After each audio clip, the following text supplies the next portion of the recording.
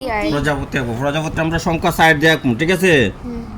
এই দেখো আমরা এই দিয়া এই দিলাম দিয়া এই দিয়া এটা কি দেখো 4 সাইড বা 8 ইংরেজিতে 8 আর বাংলা 4 সাইড। হ্যাঁ, তো আমরা আজকে কি তাই শিখবো আমরা প্রজাপতি।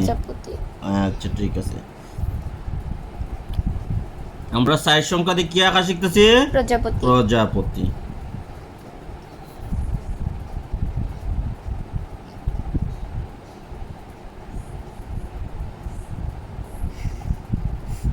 তোমার না হ্যাঁ কও, এটা তো এটা তো 8 না, দেখি তো এটা 4 4।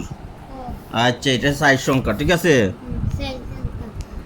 তারপরে আমরা এই দিয়ে নিয়ে দিলাম এই একটা ফাঁকা, ঠিক আছে? এই দিয়ে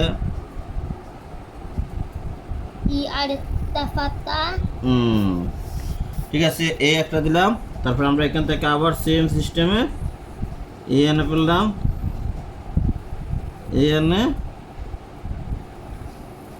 এই এঁকে নিলাম, ঠিক আছে? এখন আমরা ডিজাইন করার জন্য এই একে এই দিয়ে দিলাম, এই দিলাম। তারপরে আমরা এই দিয়ে দিলাম, আমরা এই দিয়ে দিলাম। আমরা এটা একটা চোখ, হ্যাঁ ওরে প্রতি বলি গেছি।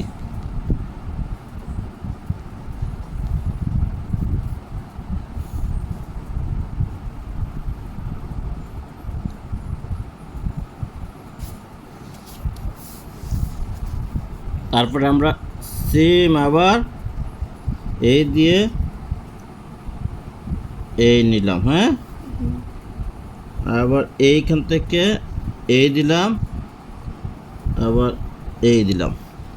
সুন্দরের লেগে আবার কি করলাম? এই দিলাম। সুন্দরের লেগে আবার কি করলাম? এই দিলাম, আবার এই দিলাম। হ্যাঁ, খালি দেখলেই তো না, শিখা লাগবো মনোযোগ সহকারে। হ্যাঁ, কিতা হলো লাগবো মনোযোগ সহকারে, শিকাও লাগবে।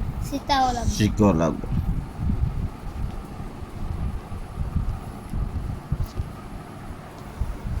দেখা যায় তো ক্যামেরায়? নয়